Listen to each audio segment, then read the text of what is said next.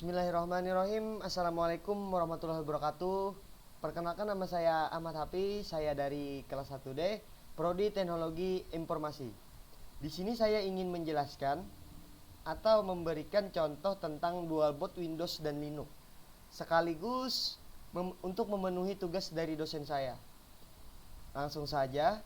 Di sini ada teori dasar pengertian dari dual boot. Dual boot adalah suatu kondisi di mana dalam satu buah komputer terdapat sistem operasi lebih dari satu. Dalam bidang instalasi Linux, istilah dual boot ini sering digunakan untuk menyebutkan operasi Linux yang terinstal berdampingan dengan sistem operasi Windows. Walaupun dual boot dapat sangat memungkinkan untuk mendampingkan Linux dengan sistem operasi lain seperti March, Solaris, BSD, bahkan sesama Linux sendiri yang berbeda distro. Dual boot yang akan dibahas di sini adalah dual boot yang berkaitan dengan Linux dan Windows. Dual boot adalah memiliki beberapa sistem operasi sekaligus dalam sebuah komputer. Keunggulan dual boot pada PC, jika Windows rusak, masih ada Linux bisa kita gunakan, misalkan menyelamatkan data. Secara umum lebih cepat karena masing-masing OS berjalan secara mandiri. Sumber daya hardware pada komputer dapat dimanfaatkan dengan sepenuhnya oleh sang OS. Kedua OS dapat bertukar data dengan mudah asalkan saling mendukung format sistem file pada hard disk. Ideal untuk penggunaan sehari-hari yang membutuhkan performa penuh pada komputer. Jadi di sini ada dua tujuan. Yang pertama itu untuk mengetahui cara menginstal dual boot, dan kedua untuk menjalankan dual boot di PC. Manfaatnya, yang satu itu lebih mengetahui cara dual boot. Sini ada keuntungan dual booting dan multi booting.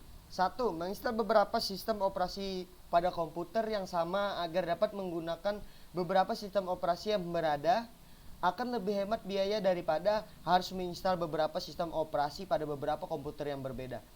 Dan yang kedua, dapat menggunakan satu komputer untuk menjalankan software yang mensyaratkan sistem operasi yang berbeda. Dan yang ketiga itu ada bila salah satu sistem operasi bermasalah dan belum sempat diperbaiki, komputer masih dapat digunakan untuk menjalankan sistem operasi yang lain.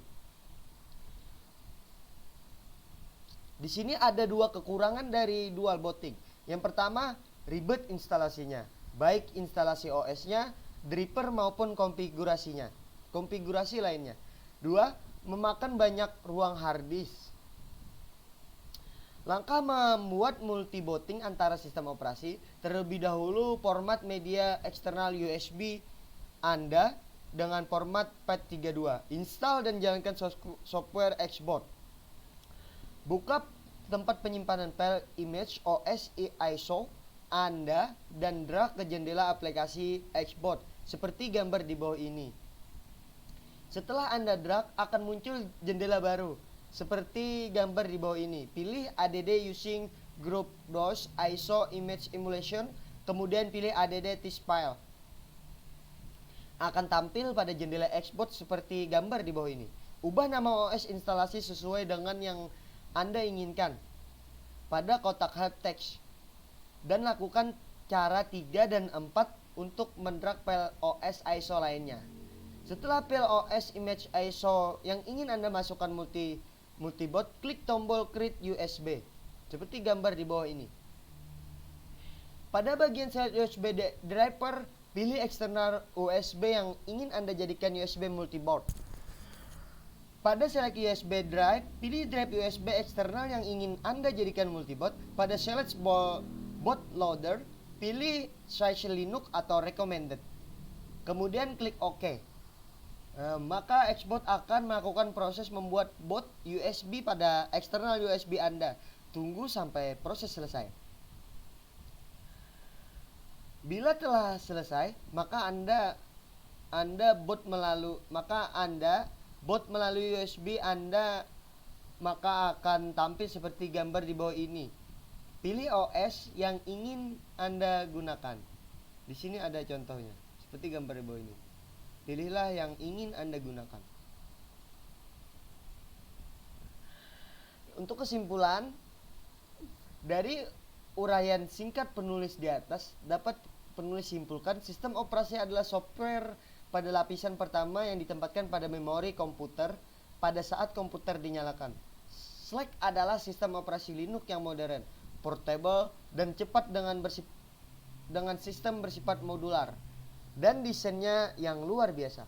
Walaupun ukuran kecil, Slack menyediakan sangat banyak software pre-installed untuk penggunaan sehari-hari, termasuk peraturan grafik user interface yang bagus dan recovery tools yang sangat berguna bagi sistem administrator.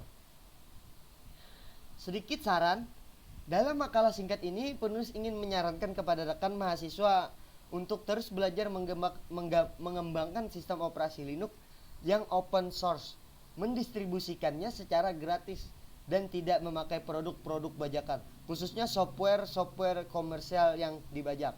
Mungkin itu saja yang dapat saya sampaikan. Salah hilap mohon maaf. Wassalamualaikum warahmatullahi wabarakatuh.